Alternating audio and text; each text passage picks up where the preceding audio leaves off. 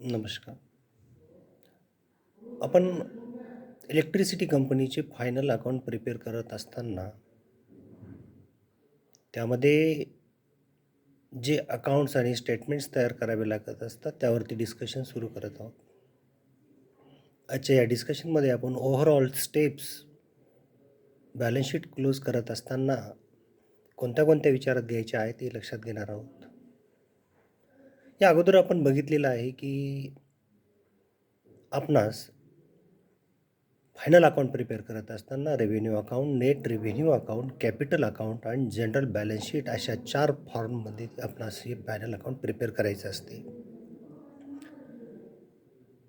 Revenue अकाउंटला आपण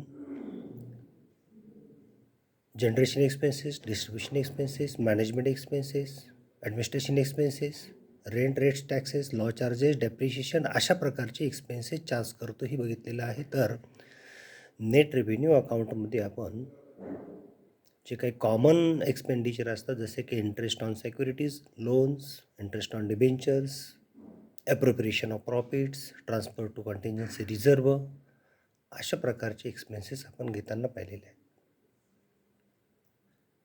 त्याचप्रमाणे कॅपिटल अकाउंटमध्ये फिक्स असेट्स लेफ्ट साईडला घेतो, तर लाँग टर्म लायबिलिटीज ह्या राईट साईडला घेतो. ओपनिंग आणि क्लोजिंग बॅलन्सेस कन्सिडर करून त्यामध्ये जे ॲडिशन्स होतात याची टोटल आपण जनरल बॅलन्स शीटला ट्रान्सफर करत असतो.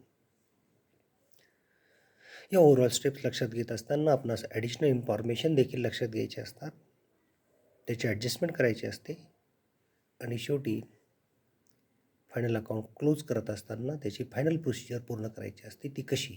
सर्वप्रथम नेट रेव्हेन्यू अकाउंटला रेव्हेन्यू अकाउंटवरून आलेलं सरप्लस किंवा डिफिसिट बॅलन्स ट्रान्सफर करून घ्यायचे आहेत.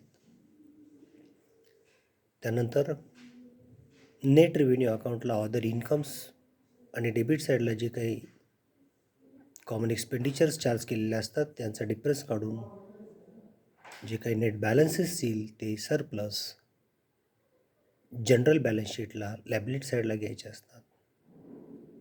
जनरल बॅलन्स शीटमध्ये ॲसेट साईडला कॅपिटल अकाउंटचे बॅलन्सेस, त्याचप्रमाणे लायबिलिटी साईडला कॅपिटल अकाउंटच्या लाँग टर्म लायबिलिटीचे बॅलन्सेस घेऊन ज्या इतर लायबिलिटीज असतात आणि इतर ॲसेट्स असतात, जनरल ॲसेट्स असतात त्या देखील कन्सिडर करायच्या असतात आणि बॅलन्स शीट आपणास टॅली करायची असते. अशा प्रकारे इलेक्ट्रिसिटी कंपनीचे फायनल अकाउंट टॅली करून आपणास ॲन्युअल स्टेटमेंट शो करायचे असतात.